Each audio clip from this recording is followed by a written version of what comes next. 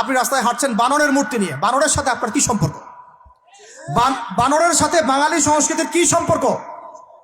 আমরা কি বানর থেকে আসছি? তাহলে বানরের মূর্তি আমি হাঁটে নিয়ে হাঁটবো কেন?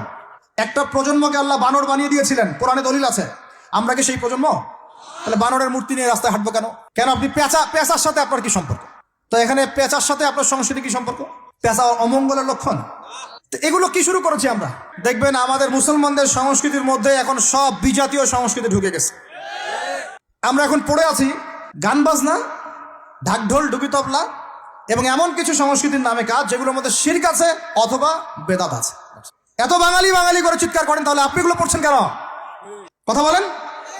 আমাদের বাপদাদারা বাঙালি ছিলেন, খাঁটি বাঙালি, তাহলে আমরা কেন এখন জয়ীফ বাঙালি হলাম কেন? জাল বাঙালি হলাম কেন? আপনার বাসার কমোড পর্যন্ত ইংরেজদের আদলে করা,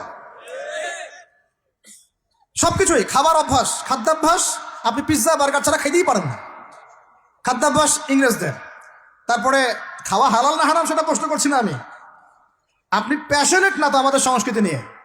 আমাদের সংস্কৃতির মূল জায়গাটা কই? একটা বাড়িতে, একটা বিয়ে বাড়িতে যদি গানও বাজে, সেটাও বাজবে হিন্দি গান, সেটাও বাজবে ইংলিশ গান। মানে আপনি গানটাও যদি শুনেনও একটা বাংলা গান শুনতে পারেন না, কারণ যে বাংলা ভাষার জন্য আপনি জীবন দিয়েছেন বলে দাবি করছেন, ওই চেতনাও আপনার মধ্যে আর বাকি নাই। ভাষার দিবস যখন আসে আমরা তখন একটা শোডাউন করার চেষ্টা করি, শহীদ মিনারে ফুল দেওয়ার চেষ্টা করি, আর সারা বছর আমার বাসায় চলে হিন্দি গান, ইংরেজি গান ইত্যাদি ইত্যাদি, হিন্দি সিনেমা, ইংরেজি সিনেমা। তো সংস্কৃতির কোন জায়গায় বাঙালিত্ব ধরে রাখতে পারলাম? পোশাক আশাক পরছি, কোন পোশাকটা বাঙালির সাথে মেলে? জুব্বা, দাড়ি টুপি, নাকি জিন্সের প্যান্ট আর গেঞ্জি? বলেন। শেরে বাংলা একে ফজলুল হকের দিকে তাকান, মৌলানা ভাসানের দিকে তাকান, বঙ্গবন্ধু শেখ মুজিবুর রহমানের দিকে তাকান, তাদের পোশাকগুলোকে দেখেন। কি পোশাক ছিল? Shirt pant, shirt pant. তাহলে আপনি পড়েছেন কেন? এত বাঙালি বাঙালি করে চিৎকার করেন, তাহলে আপনি এগুলো পড়ছেন কেন? কথা বলেন। আমাদের বাপদাদারা বাঙালি ছিলেন, খাঁটি বাঙালি, তাহলে আমরা কেন এখন জয়ীফ বাঙালি হলাম কেন? জাল বাঙালি হলাম কেন? আপনার বাসার কমোড পর্যন্ত ইংরেজদের আদলে করা, সবকিছুই খাবার অভ্যাস, খাদ্যাভ্যাস, আপনি পিৎজা বার্গার ছাড়া খাইতেই পারেন না, খাদ্যাভ্যাস ইংরেজদের। তারপরে খাওয়া হালাল না হারাম সেটা প্রশ্ন করছি না আমি, আপনি প্যাশনেট না তো আমাদের সংস্কৃতি নিয়ে। আমাদের সংস্কৃতির মূল জায়গাটা কই? পাঞ্জাবি পায়জামা তো পড়ছেন না, এটা আমাদের সংস্কৃতি ছিল। ঢিলেঢালা পোশাক পরতাম। আমাদের সংস্কৃতি ছিল মাছে ভাতে বাঙালি। ওই মাছ তো ফরমালিন দিয়ে সব নষ্ট করে ফেলেছেন, মাছেও ভেজাল, ভাতেও ভেজাল, পুকুর সব ভরাট করে ফেলতেছেন, নদীগুলো শুকায় যাচ্ছে। নদী মাত্রই বাংলাদেশ, নদী কোথায়? নদীতে পানি কোথায়? বলেন। পানির ন্যায্য হিস্সাই বা কোথায়? আমাদের কি পানির ন্যায্য হিস্সা দেওয়া হচ্ছে? তাহলে আমরা কি দাস হয়ে থাকবো নাকি? আল্লাহ পাক আমাদেরকে বোঝার তৌফিক দান করেন। সংস্কৃতি দেখেন, সংস্কৃতি কি ছিল আমাদের? আমাদের বাপদাদাদের যুগটা চলে যান, ওই ফজরের আগে তারা ঘুম থেকে উঠতেন, আসসালাতু খায়রুম মিনান নাওম, কানে গেলে ঘুম থেকে উঠে যাইতেন, নামাজ পড়তেন, বাংলার ঘরে ঘরে কোরআন তেলাওয়াত শোনা যাইতো। এখন কি শোনা যায়? ফজরে পুরা ঘুম। প্রথম কাতারে আপনি যে কটা মানুষকে পাবেন, তার মধ্যে 90% দাড়ি পাকা। যুবকদেরকে আপনি পাবেন না। এরা ঘুমাচ্ছে রাত 3টায় 4টায়, 3-4টা পর্যন্ত এরা ফেসবুক, ইউটিউব, টিকটক এবং মেয়েদের সাথে হারাম অ্যাফেয়ার্স। এই ছেলেরা কি আদতে বাঙালি? এরা কি বাঙালি? না আমরা মুসলমান হতে পেরেছি ঠিক মতো, না বাঙালি হতে পেরেছি ঠিক মতো। যখন ইংরেজ বিরোধী বিদ্রোহ চলছিল না, তখন বাঙালিরাও কবিতা লিখেছিল হিন্দিতে। আপনারা তো এগুলো হিস্ট্রি পড়েনও না। তখন তারা বলতেন, একটা স্লোগান দিতেন, সরফরোশি কি তামান্না আব হামারে দিল মে হ্যায়, দেখনা হ্যায় জোর কিতনা বাজুয়ে কাতিল মে হ্যায়। বুঝেন না এই কথা? আমাদের মনের মধ্যে এখন সরফরোশি কি তামান্না, স্বাধীনতার চেতনা আমাদের মনের মধ্যে এসেছে। দেখার বাকি আছে জালেমের বাহুতে কত শক্তি আছে। আপনারা এখন কাজী নজরুল ইসলামের কবিতা পড়েন না। এক ভাই কবিতা আবৃত্তি করেছিলেন এখানে, খুব সুন্দর হয়েছে, মাশাআল্লাহ মাশাআল্লাহ। এগুলোর চর্চা কোথায়? সংস্কৃতি নিয়ে যে আমরা এত বড়াই করি, বলেন বাঙালির সংস্কৃতির চর্চা কোথায়? কাজী নজরুল ইসলামের কবিতা আমরা আমাদের পাঠ্যপুস্তকে পড়েছি। ওমর রাদিয়াল্লাহু আনহুকে নিয়ে কবিতা ছিল, মনে আছে? মনে নেই, ভুলে গেছেন? আমরা পড়েছি। মনে নেই আপনাদের? আস্তাগফিরুল্লাহ। উমর ইবনুল খাত্তাব আমিরুল মুমিনিন, তোমার কি জানি, তোমার স্মৃতি আজানের ধ্বনি না, জানে না মুয়াজ্জিন, আমি ভুলে গেছি, অনেকদিন আগে পড়াগুলো, আমি চর্চা এখন করি না। তো মুয়াজ্জিন জানে না যে হে আমিরুল মুমিনিন, তোমার স্মৃতিতেই এই আজান দেয়া হচ্ছে, মানে আমিরুল মুমিনিনের যে স্বপ্ন, এখান থেকে কিন্তু আজানের ইয়াটা আসছে। আর যায়েদ ইবনে সাবিত রাদিয়াল্লাহু আনহু স্বপ্ন থেকে তিনি হেঁটে যাচ্ছেন, একবার উটের পিঠে ভৃত্যকে বসালেন আর ভৃত্যকে নামালেন, তিনি উঠলেন, উনি নামলেন, ভৃত্যকে উঠালেন, এভাবে পায়ে হেঁটে হেঁটে বাইতুল মুকাদ্দাস পর্যন্ত গেলেন। জানেন না আপনারা এগুলো ঘটনা?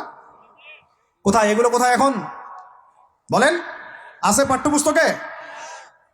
ঢাক, ঢোল, ডুগি, তবলা কি শুরু করেছেন আপনারা? আসলে আসলে বাঙালি সংস্কৃতি বলতে কি বোঝাচ্ছেন? আহমেদ সফার নাম শুনেছেন?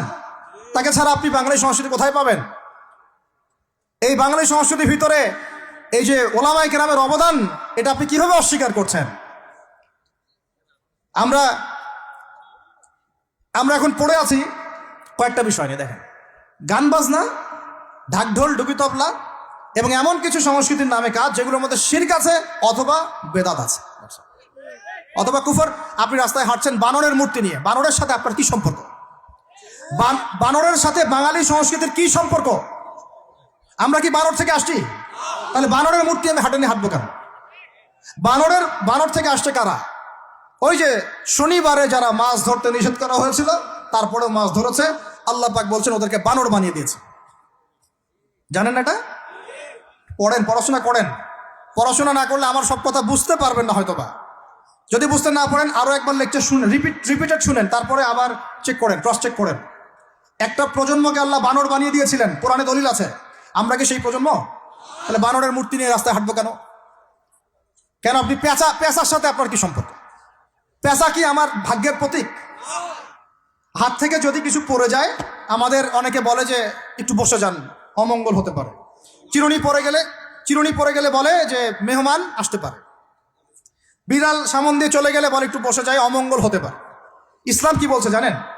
যখনই মনের মধ্যে কোনো কুলক্ষণ আসবে, আপনি পড়বেন, আমার সাথে বলেন, আপনি পড়বেন আল্লাহুম্মা লা খায়রা ইল্লা খায়রুক ওয়ালা আল্লাহুম্মা লা তায়রা ইল্লা তায়রুক ওয়ালা খায়রা ইল্লা খায়রুক ওয়ালা ইলাহা গায়রুক। মানে আল্লাহ আপনার দেয়া কল্যাণ ছাড়া কোনো কল্যাণ নাই, আপনার দেয়া অকল্যাণ ছাড়া কোনো অকল্যাণও নাই, আপনি ছাড়া কোনো ইলাহ নাই। এই হলো মুসলমানের আকীদা। তো এখানে পেঁচার সাথে আপনার সংস্কৃতি কি সম্পর্ক? পেঁচা অমঙ্গলের লক্ষণ। এগুলো কি শুরু করেছি আমরা? যে কোনো একটা বিষয় নিয়ে যদি আলোচনা করতে চান, আসেন, বসেন, আমরা বসি, আলোচনা করি, সমাধানের পথ খুঁজি, প্রতিভাকে মূল্যায়ন করেন। ইউসুফ আলাইহিস সালাম বলেছিলেন যে আমি বিশ্বস্ত আস্থাভাজন, আমাকে এই খাজানার দায়িত্ব দেন। কে বলেছিল?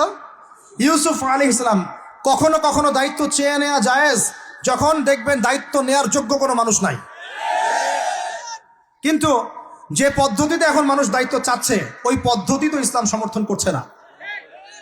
এখানে আপনি একজন ট্রান্সজেন্ডারকে দেখছেন মানুষের ঘরে ঘরে গিয়ে ভোট চাচ্ছে, একজন হিজড়াকে দেখছেন মানুষের ঘরে ঘরে গিয়ে ভোট চাচ্ছে, নারী থেকে পুরুষ হচ্ছে, পুরুষ থেকে নারী হচ্ছে, তাও আবার ভাই ওইদিকেই।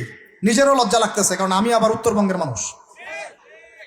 তো এখন কথা হচ্ছে যে এইটা তো সিস্টেম না, প্রতিভাকে মূল্যায়ন করতে হবে। আপনাদেরকে আল্লাহ পাক তৌফিক দান করেন, বলেন আমিন।